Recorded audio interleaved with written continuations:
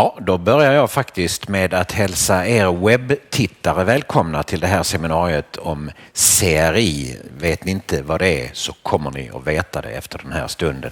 Jag heter Wifstrand och ska försöka leda det här samtalet till frukost med Stiles från KPMG. Välkomna ni också. Det kommer att trilla in några fler personer här efterhand tror jag. Det är så i Almedalen dagen efter DJ Battle att folk är lite sega i starten. Men de kommer igång snart. It's a great pleasure to welcome, well, sounds like an exaggeration, but a global expert, Timothy Stiles. Welcome to Almedalen. Thank you. Good morning. You've been here before. Yes, I was here last year, but it was gray and unpleasant. Yeah. Have you seen anything like it, like a political festival like this? Not the one that's free. I've attended Davos for the last 9 years, but that's very, very different and environment. That's different because it's not open to the public like that. No, not at all. Yeah. Could you copy this in the United States? No. Could you? No, only the Swedes could put on something this good. So, well, the Danes and the Norwegians are trying now, yes. But they're not as successful as that. Right. Now, CRI it's not a program for losing weight. It's not a secret intelligence service, which it sounds like. It does. It's an index Yes. that KPMG and you have constructed. First, before we dive into the details, what is it and why do you do it? Right. So if I may give a little background about it. Sure. The index itself was created, or the idea for it came in 2010, actually at Davos, at the World Economic Forum, 3 weeks after the Haiti earthquake. And there were a number of us sitting around a table talking about how we knew that the international aid commitments from countries like Sweden and the US and others would not be put to good use in Haiti. It wouldn't help raise Haiti from a country that's the poorest in the Western Hemisphere to a new kind of economic status. Yeah. But we couldn't say why. We only knew it in our guts because we'd worked there. And so that was the genesis for coming up with the Change Readiness Index. Yeah. And the index was designed to help funders, investors, countries, and others determine what are the factors that exist within a country that enable it to be change ready.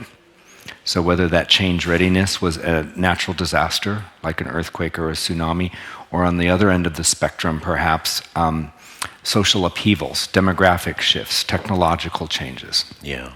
Now give us the short version of how you constructed it. Short version is that we sat down with a bunch of economists, both internal and external, and we went through and said, what are the key drivers that impact change?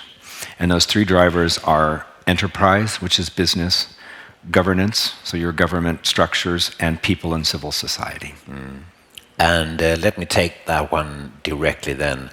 It's easy to understand when you talk about enterprise, when you talk about government, but to me it sounds pretty tricky to rank the civil society. Is it? I think that there are elements that are more difficult to rank worldwide. We have 127 countries in the index. So when you're trying to rank gender equality, for example, the data from a lot of those countries is not readily available. But civil society, it can be access to healthcare. It can be labor markets and things like that. So it's not necessarily just, NGOs and civil society organizations and how they operate. It's broader than that. Yeah. Now you rank a whole lot of countries, yes, but not all of them. Do you know how many countries there are in the world? Independent countries, just about? Do you know? Have a guess? 200 plus. 200 plus, it's more, isn't it? Actually, well, it depends on who's counting. If the UN's counting, it's only 193, but they don't recognize Taiwan, so go figure. Okay, no, there are more. I read in the report about Tuvalu, an independent state in the world, Tuvalu. Can you place that on a map? I couldn't. That's pretty tough. That's kind of 10,000 inhabitants in the Pacific. Yeah, it's out in the South Pacific. Yes. That's great fun. Anyway, you don't cover them all, no, but you still can boast that you cover most of the world in That's numbers. Right. Yep. Explain that. Yeah, we cover, currently the index covers 97% of the world's population and 96% of the gross domestic product of the world. So we've not captured in those missing 60-some countries, we're only missing about 5% of the world. Yep. And you've mentioned now the three major elements, the pillars that you analyze. Yes. But what is there behind them? There's a lot of facts and analysis behind them. Yeah. So how do you gather the information? So it's interesting because the index itself is data-driven, and it's comprised of two sets of data. There's primary data, which are 22 survey questions, which we work with Oxford Economics, and we interview survey at least 10 country specialists from each country. And then in the other bucket, you have the secondary data points, which are various metrics and data that are available around the world. And there we have 120 variables. So we take the 22 questions, the 120 variables, and combine them all into these scores that fall into the three pillars. And who do you ask? In the country specialists? Yes. It's done by surveys. It's a variety of people from commerce and academia and government, but they can't be policymakers. They have to be outside that. Yeah. Is it hard to I don't know. find That's why we hired Oxford Economics to do it. I have no they do, I'm guessing it's really hard. That's why we didn't do it. Now, explain to us then, what's the idea? What's the purpose? Who can use this and how? Yeah, it's interesting. When we designed it, as I mentioned, it was really to help development agencies like CETA come up with a way to analyze potential investments. And we think that that's a huge and primary best use of it. What's been interesting to us are the number of other players, stakeholders, and actors that have actually used the index to analyze, for example, for-profit commercial investors. We had an investment bank out of Switzerland. He was using the index, which completely surprised us. Earlier this week, I was on a call with an energy company, an oil company that are going into a new country in Africa, and they want to use it to help them figure out what are some of the issues within that country. What do they need to address? Now, let's try to define what the difference is between change readiness and just being rich. Because that's It's a great question. It's really interesting. It is very interesting, and in fact, one of the surprising things about the index is that, and we've kind of coined this phrase, it sounds like a James Bond movie, but wealth alone is not enough. And and the data hold out that wealth alone is not enough. So the richest countries in the world are not numbers 1, 2, and 3, nor are those that have the greatest natural resources. And in fact, in countries like Libya and Angola, or Nigeria, those natural resources can be a resource curse and actually not enable a country to focus and move forward. That's one of the expressions I was going to ask about. It's kind of a new expression to me, the resource curse. Yes. What is that? So the resource curse is your country is blessed with all of these natural resources, but you can't convert them into increasing the well-being of society. So it's actually a curse. Can you take an example? It's difficult, but Nigeria is one that comes to mind. Nigeria has incredible oil wealth, and yet corruption remains incredibly high. The split between the rich and the poor is significant, almost beyond measurement, and the number of poor is so great. So there's an opportunity, you would think, like Norway, that has done a very good job of converting their natural resources into wealth, that they could do the same thing in Nigeria. I will soon ask you about a couple of interesting countries in the ranking, because I'm a nerd of lists, so I like to study who are where. But before that, some more tendencies in your work, Sure. What you've found. You found one thing that I really like, that is you confirm to me that small is beautiful. That's right, except in supermodels, not so good. So it is true that in the top 10 countries in the 2015 CRI, those countries that had less than 10 million people were all in the top 10. So there's an ability, there's an agility there that we haven't quite figured out yet. We're still actually looking at that. But the top 10 countries are all small. They all happen to be upper income countries, which is not surprising. But the fact that they have a size that is more manageable, more responsive, more elastic, I think makes a difference. But sometimes, when you talk about superpowers, you get so impressed by all the capacity, the strength they have. But you don't see that on your list, really. Right, and that's surprising to me. It is. It's not surprising to me because when you've got a country with 250 million or 300 million people or more, to try and move that whole country along, if you think about long-term change, that's really a much more significant effort than moving, say, 8 million people along. Yeah. But take China, for example, which is a country moving fast in many aspects. Right. They're not ranking top of the world. No, but you have to remember too, in our survey, you've got these 3 pillars, and they interact with all of these variables. And so there are strengths that come to the surface. And civil society, strength in civil society is an incredibly important element of coming to the top of the ranking. I think that China has a lot to offer, but they also have a lot of challenges. They've got a large population that still needs to be addressed from a wealth standpoint. They've got other areas where civil society could be strengthened. A couple of more basic factors then. Can you be a CRI not top country, but strong country, and still have poverty? Sure, every country does. Well, I won't say every country, but absolutely you can have poverty. It exists everywhere.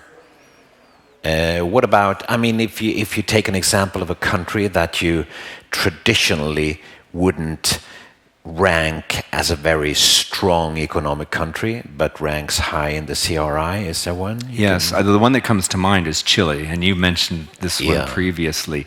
Chile has a very, very strong government process, and that enables them to be more change ready.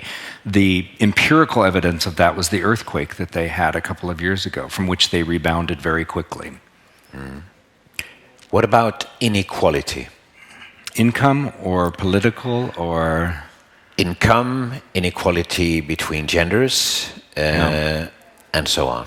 Yeah, gender is harder to measure, as I mentioned at the beginning, and in fact, we just added gender as an element to this is the 3rd CRI, the 3rd edition. We added gender in the 2nd one. It was not included in the first. Gender is incredibly important, and gender inequality is very, very important, particularly when you look at countries like Africa, trying to move them forward.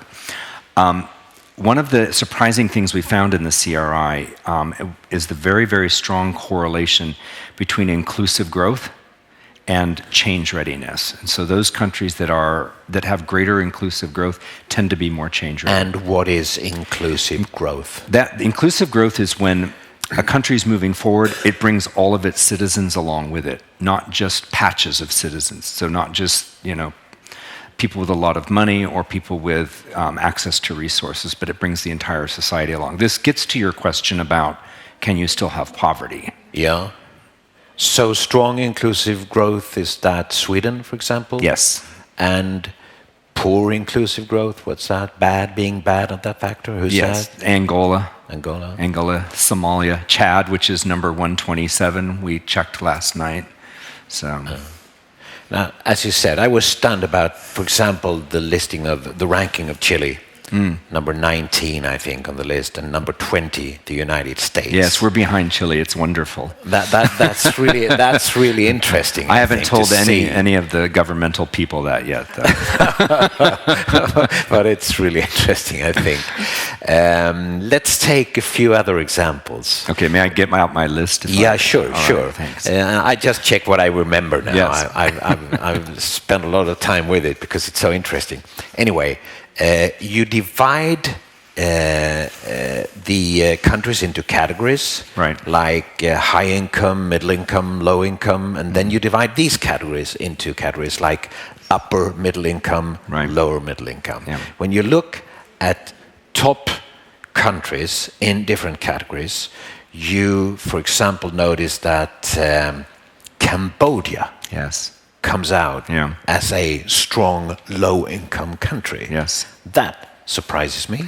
Yeah, it's funny that you mentioned that. We looked at Cambodia a lot. And in fact, Cambodia on the list is 50 out of the 127, but it is the highest of the low-income countries. And in fact, the next closest is Kenya at 65.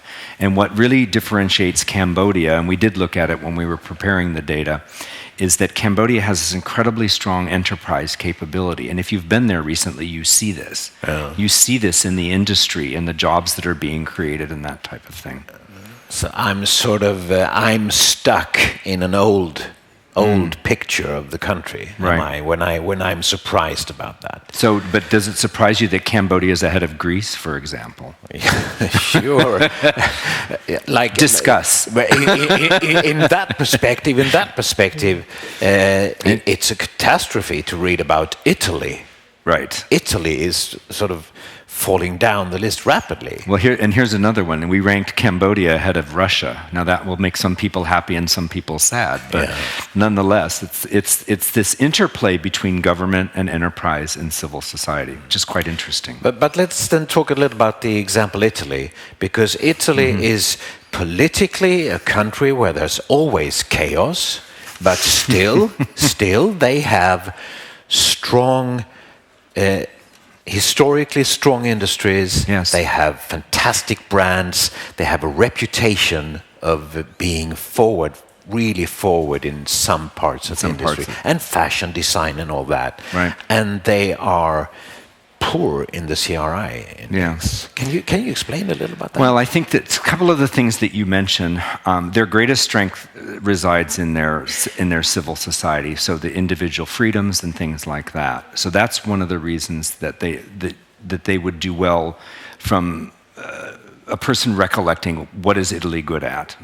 That's what drives them. But where they really fall down and where they have a lot of difficulties is around the governance element. So it's around preparing for the future, it's around budgeting. And it's interesting to note that a lot of the upper income countries, particularly those that are very well developed, they really struggle with this whole concept of what we call horizon scanning and budgeting, which is the ability to look out and say, what is it that we need to address financially, not this year's budget or next year's budget, but what should the resource trade-off be 5 years and 10 years down the road? And that's a critical element. So where a country scores lower, and I'll pick on the United States because that's where I'm from, they're greatly challenged in this area of horizon scanning and budgeting. So that tends to pull down their rating. Okay. Let's take perhaps one or two more examples about countries that I find interesting in the rankings. The Philippines, like in the middle income category. Yeah, I think that's right. They're also sort of surprising me a little. Yes, again, they're huge on the enterprise, not unlike Cambodia. And I was just trying to see where they fall. Yeah, they're the highest. They have strong enterprise capability. They also have very strong government, which is a big shift from, if you remember, just a few years ago, 10 or 15 years ago, with Marcos and some of the others. They've really changed their whole, a lot of their governance structure, improved their transparency, improved their business relationships with international banks and other things. Yeah. Their credit ratings have gone way up in the last couple of years. Tell me, Tim, do you get a lot of sort of public attention to this CRI? News coverage? News coverage, yes. This was launched last Tuesday at 6 a.m. Eastern time, so 3 p.m. here. And in 24 hours, we had it was picked up by over 215 media outlets, and we had over 72 million impressions. Was that mainly in the States? Or no, where? it was all over the world. All over. Yeah. So everybody's sitting there and picking their own country and making an angle on that? Yeah, absolutely. Yeah. We had within minutes, we had news coverage from Singapore, Morocco, the Netherlands. Singapore is number one. That's why. Singapore is number one. Yeah. That's exactly right. They were probably prepared for it. KPMG actually circulates the embargoed copy about a week ahead of time, give or take, so that KPMG can be ready for questions it might get from the media. Yeah. But we had, it's global media that covered it. Yeah. And what kind of media are really interested in the stuff then? More of them are the business and the economic papers and media outlets. We're starting to see now a pickup from the development sector. Again, I keep going back to its genesis, which was to really be a tool for the development sector. Yeah. But they run different kind of media cycle times as well. So they're not necessarily publishing stories every day or significant. What about stories. the big giants like Wall Street Journal? Wall Street Journal. We were on the front page of the Wall Street Journal all last Tuesday with this story, and the Guardian picked us up as well. Got one or two more questions about how you use it, but I want you also to ask questions if you like to. It's open for you, of course. Got anything to add, Leif? Perhaps. You need a microphone if we... yeah, because otherwise the web viewers won't hear you. Yeah, so I'm interested to hear, Tim, like, is this a useful tool, like, for corporates? Like, how could they use it? Yeah, I think it is. And in fact, what surprised us when we came out with the first index back in 2012 were the number of corporate entities that contacted us and told us they were using it.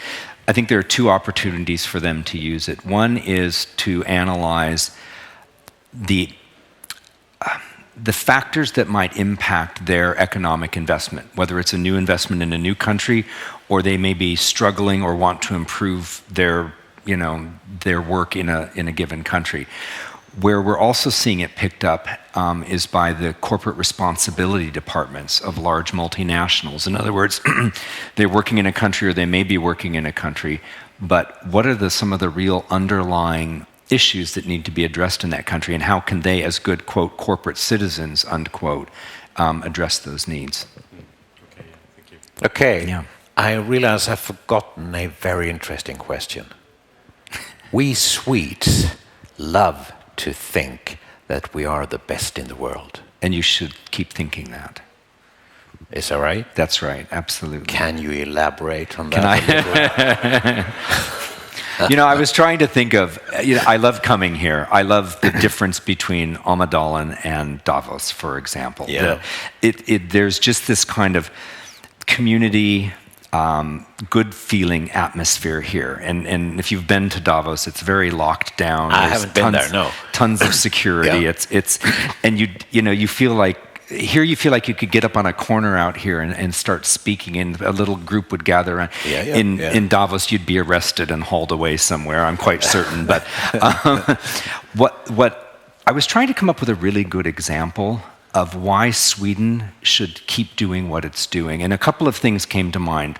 One is, your participation on the development stage as a country is phenomenal. Let's be honest. The amount of resources that you contribute as a percentage of GDP and your outreach to other countries, when there's not necessarily any overriding drive except it's the right thing to do, I think is really, really remarkable for a country. But the other thing too is, Sweden scores on the CRI scores very, very high on the people and civil society. And what better illustration of that than Almedalen, where it's open to the public, people can come in, and it's that whole kind of public discourse that you have as a country that's really admirable. And then, of course, there are a wide range of other things. We look at with jealousy at IKEA and H&M and some of the other things. So you can soon go out in Almedalen and feel confident. That's right. Okay, that's fine. 10 o'clock, there's a seminar discussing these issues. Not the CRI specifically, right, but the new development goals of the UN and how our society contributes to the world, if we do, with Charlotte Petri Gornitska, with Maria Borelius, Kristina Båge, Friborg, and Vivica Risberg. They'll come here at 10 o'clock. We'll run it in Swedish. Can you give me just a little hint, Tim? Is there a good question I can ask when I have people from a development agency, a big corporate giant, and so on? Yes, there is. When we look at world events, so whether it's a social upheaval or a natural disaster, those countries where these things happen and the global community reach out to all of the other countries to support, interventions, usually financial, with this kind of accelerating climate change and all of the upheavals we're seeing. Can we afford, with scarce resources, to continue to meet the challenges of all of these changes? And so yes or no. And then how do we go about doing it intelligently? Oh, and how do we cooperate better, perhaps, on that issue? Yeah. Thank you very much, Thank you. Timothy Stiles. This Appreciate is really it. interesting. Good. Thanks a lot. Thank you for coming. Thank you.